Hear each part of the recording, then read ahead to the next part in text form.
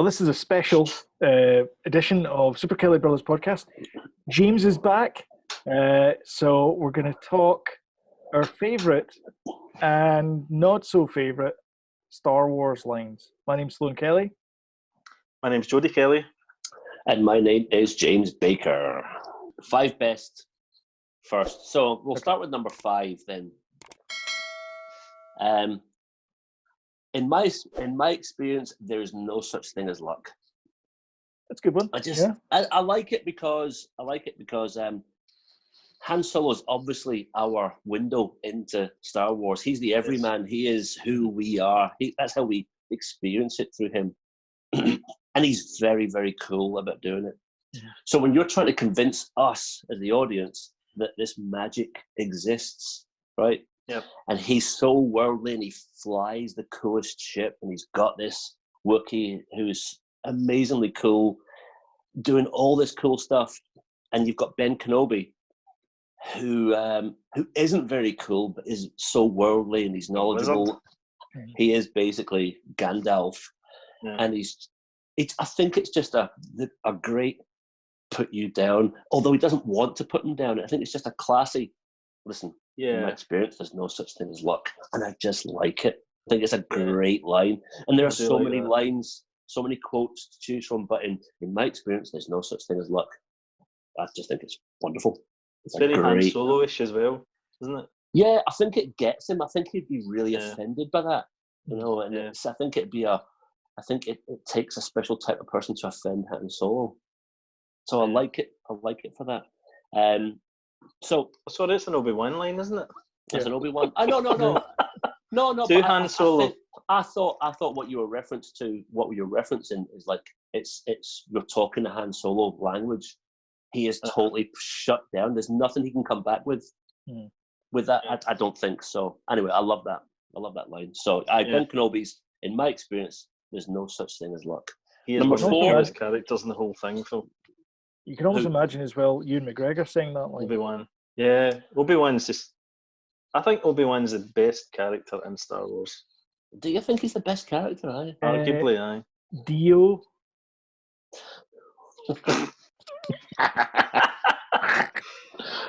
Yeah, okay.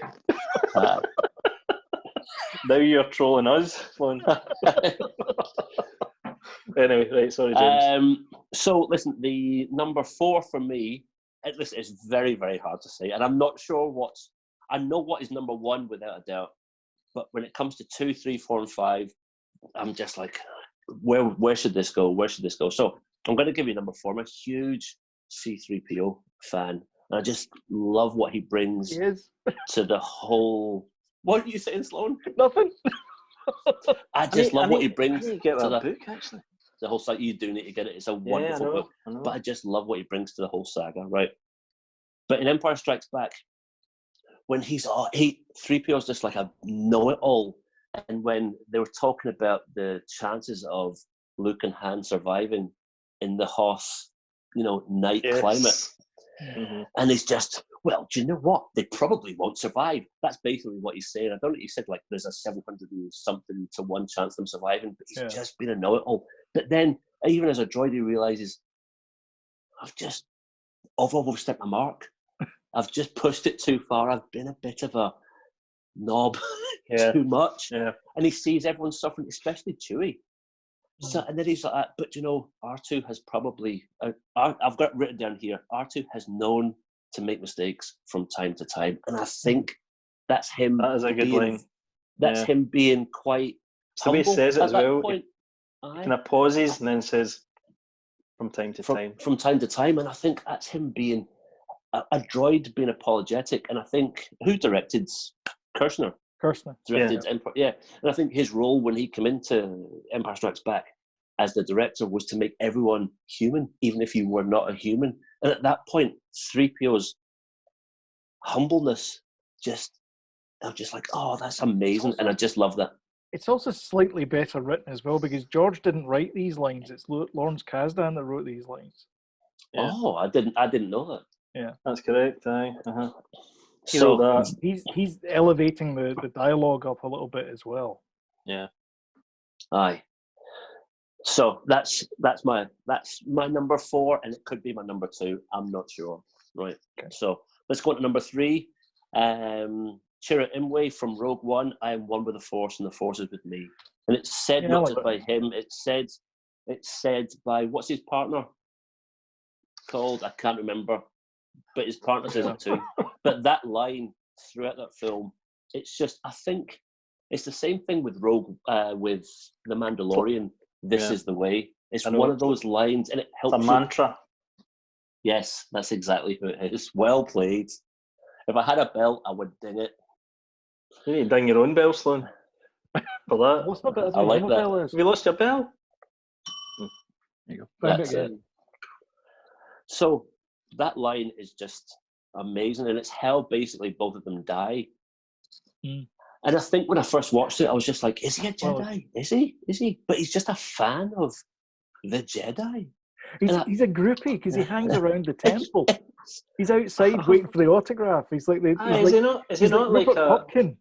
No, is he not like a guardian of the Wills or something? The Wills, okay. And I love it. I love it more than most of the lines, most of the most amazing lines throughout the whole saga.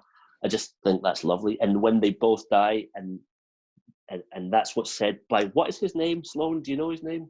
No, I just know I've got a Lego figure of him. You've got a Lego figure.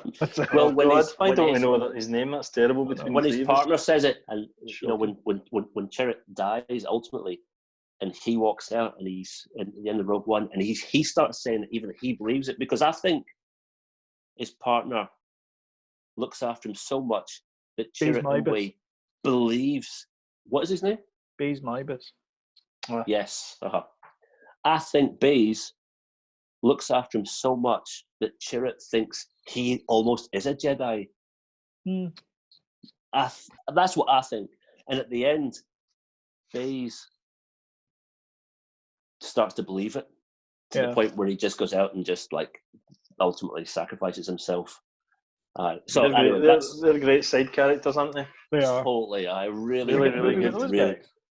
Love those guys. I love them so much I can't remember one of their names. So you really do love them. I really do. I love you. The fact that you're beyond names. I know, that's it. I know. I love.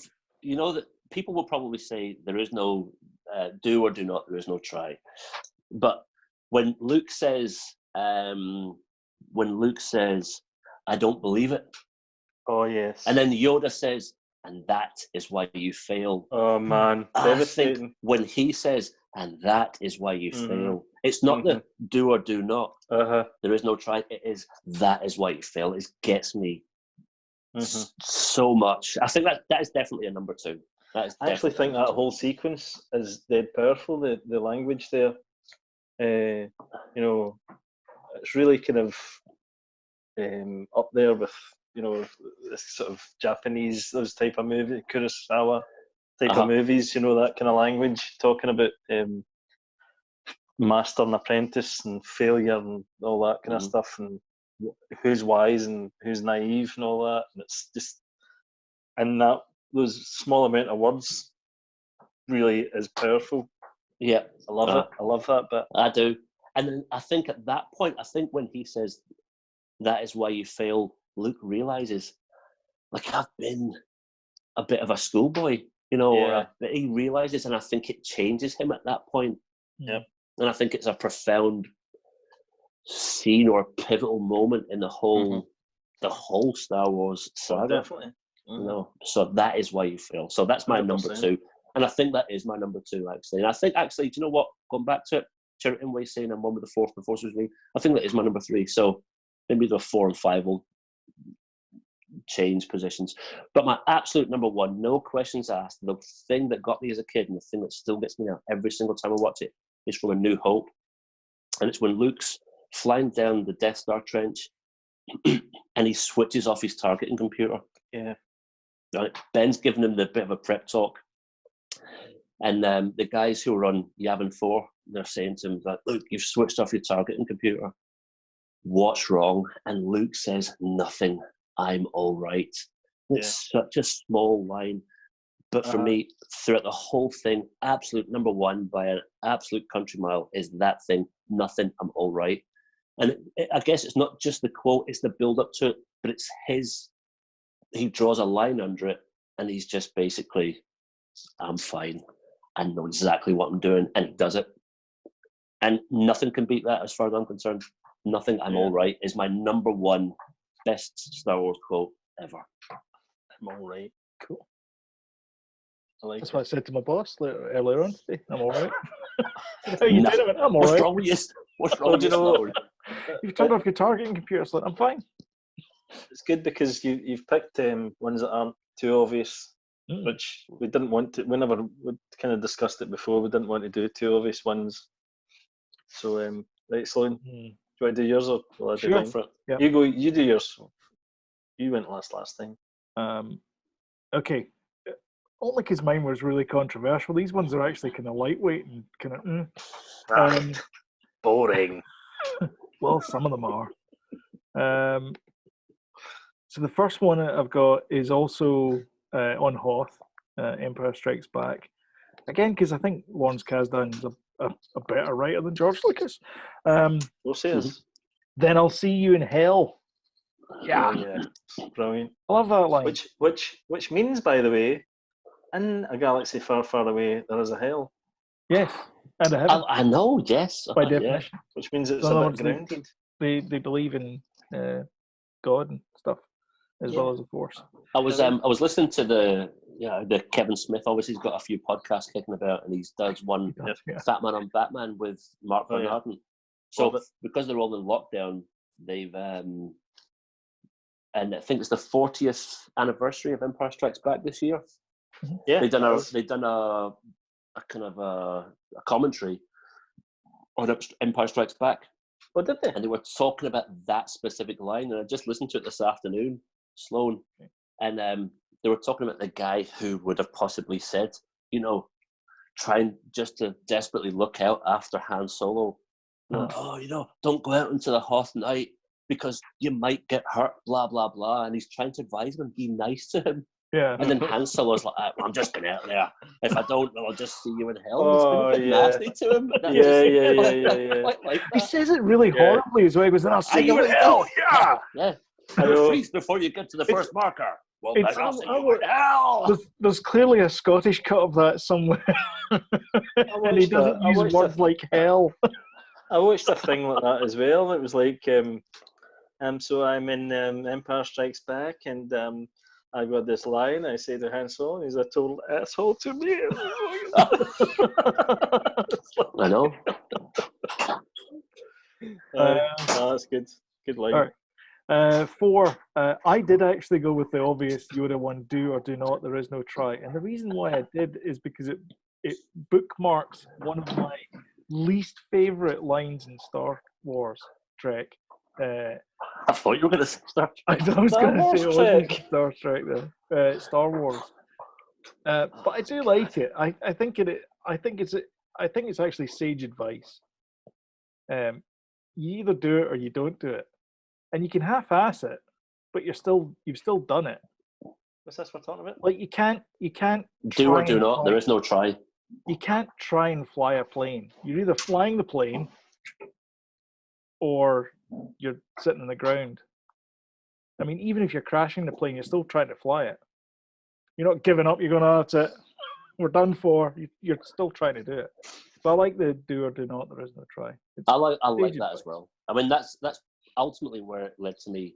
That is why you fail. That's where it led to that, because I love that line so much. I even read at a funeral I went to like 4 or 5 years ago. I put that line in it, and probably quite a lot of Yoda's lines in it from The Empire Strikes Back. But that is a great line. Yes. Number 3. This is Luke explaining to C3. I think it's C3PO is explaining to where are they? And he says, if there's a bright center to the universe, you're on the planet that it's farthest from. Yeah. Because it just goes to show that this backwater planet, wherever the heck it is in the universe, is so wrong, so out of there, so not the, because before that you're when you deal with science fiction, up until that point you're dealing with like princesses and well, I guess there's a princess in this one, but that's the main character, and it's this farm boy who's a moisture farmer, and he's just in this crappy, yucky planet. I like that line actually as well. Do you know what? It's such a throwaway line for me, and I just, when you brought that to my attention, it's such a good line, and it just gives you the insight into he is a farm boy, not just on like the most important planet in the world. He's a farm boy on the rubbishest planet in the universe. He's rubbish on a rubbish planet. He's in a rubbish house. He's in the junior division. He's a member of Trim He's in the junior. Double junior division. But it's though, I mean, it just and then he becomes so profound. But he's a rubbish guy on a rubbish planet. Yeah. And he's got these delusions of grandeur, which are never going to come true. Mm-hmm. Yeah, it's a great line. Definitely, good one. Second favorite line in all of Star Wars. I really love this line. As soon as I heard it, I went, God, that's a great line. I can take you in warm, or I can take you in cold. Oh, I love that as well, man. Nice one. I love it. That's my line. Yeah, exactly. Yeah. I watched that one this afternoon, actually. Yeah, that's good. Really? Yeah. That's a great opener to that episode, and that's a fantastic episode. It is. That's the Bryce Dallas Howard one, isn't it? Yes. Yeah. Aye.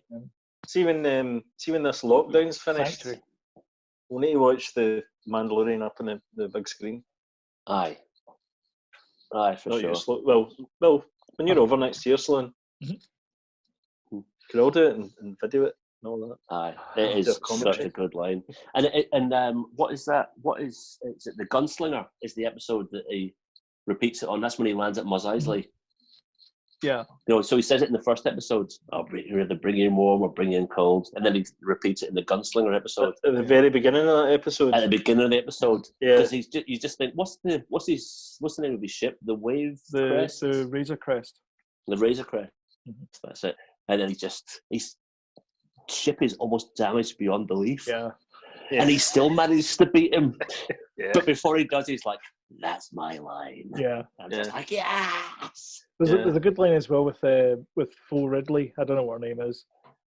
Where he touches down and the pit droids run out, and she says, "Oh, I see you've got some carbon scoring in there." That's a line that Luke uses as well. Yeah, that's right. Yeah. See, you got some carbon scoring. I like all those. I love all those nods. Get toothbrush in there. She'd sort it right out. That's right. Dental floss. Rain. Could just pour sawdust on it; it'll be fine. Sawdust. And then my favorite line in all of Star Wars: "I love you, I know." Nice one. Said by two characters, reversed. So in Empire Strikes Back, it's Leia that says it to Han, and then it's Han that says it to Leia in Return of the Jedi when they're in the bunker scene. Exactly. Mm-hmm. So that's my exactly. top 5 lines. Which they always say in Star Wars that there's always the kind of poetry because it's all mirrored and things. Well, one of my favorite lines is actually mirrored in one of my most hated lines as well. Okay. To be. There's a spoiler. You need to watch the other video now. We're getting worse. The second video worse. I thought the worst was in this video. No, this is the good ones. Well, we can do the good ones. Right. We have been doing the good ones. What? Do you think? No. All right. Does this mean you're going to make a separate video for the worst ones? Yeah. All right. Okay. Right. Spoilers. Right. Okay. Is it my turn now? Yes. Please. Right. My number 5 is I find your lack of faith disturbing. That's a good one. By Darth Vader. Yeah. In the original Star Wars, when they're all sitting around a table, and then he strangles somebody, choke forces somebody for the first time. One of the guys. You didn't know it could force choke you through the TV, did you? As Steve says in the specials. I love the back and forth about that, where the guy's all in about the technology and he's all in about the faith, and they have this like ecumenical discussion between them. Yeah, because at that moment, the board table. because what's that guy's name? Moff something. I know. They're all Moff somethings. At that moment, though, the Jedi Moff hang me. Moff hang me. Moff hang me. That's the title of this episode. Moff hang me.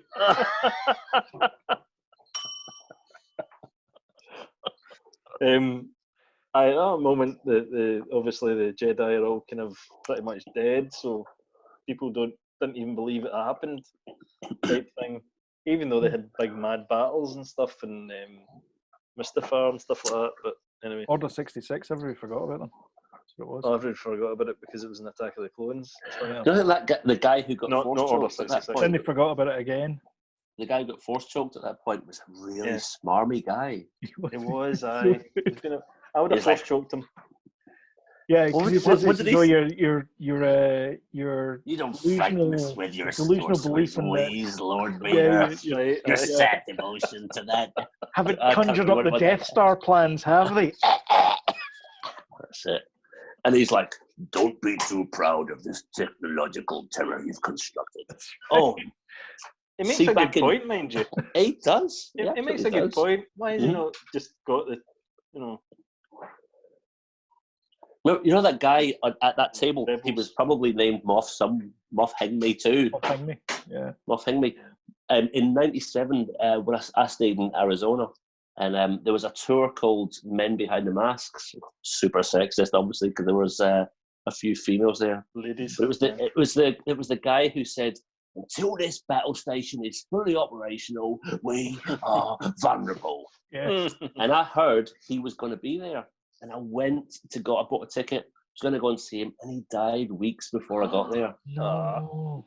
And it was I think he was in the bill. Like, this guy was a proper East End of London. I know that guy. I remember him. I know the guy, yeah. I'd love to have met him. That's the only reason I went there, but I ended up going there and meeting Darth Vader, Chewie, Boba Fett. But I just wanted to meet him. It's not so bad, though. Until this battle station is fully operational, we are vulnerable. Bob Hoskins version. I know, yeah. Cuts them in a T-16. Aye.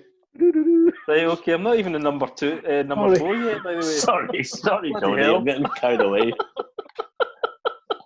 Let's give it another 2-hour video. It just goes to show how good your choices are. Put me on mute. Yeah. Sorry, I'll cut them on. I'll cut them into separate videos. Yeah. My next one is Never Tell Me the Odds. Han Solo. Classic. C-3PO, Asteroid Field. C-3PO, Asteroid Field. The chances of navigating an asteroid field at this speed is 3 billion to 1. Something like that. Does he say that twice, though, or just once? I think he says never tell me the odds. I don't know, man, but it's that one line. C-3PO always tells him stuff. And I love that. It's like, get out of my face type thing. Aye. I'm going to prove you dealing wrong with this, type thing. And you think he's a robot, he should know. That's right. And yeah, exactly. He's probably beats him. Yeah, and he's probably kind of thinking, don't tell me negative shit. I know. Yeah. Number 3, you were my brother, Anakin. I loved you. That's hard. Yeah, that whole bit on Mustafar's. That gets you. Yeah. Aye, that's a toughie. Because he's killing him. Yeah. Well, he's forced into killing him, basically. Was doing the old Black Knight thing with him. Mm-hmm. Yeah, the higher ground thing. Yeah. Well, I've cut your leg off, and he's still Stevie Winwood or Stevie Wonder. Whatever way you look at it. Red Hot Chili Peppers cover version. Or Red Hot Chili Peppers, eh? Yeah, they did it. Yeah. Yep.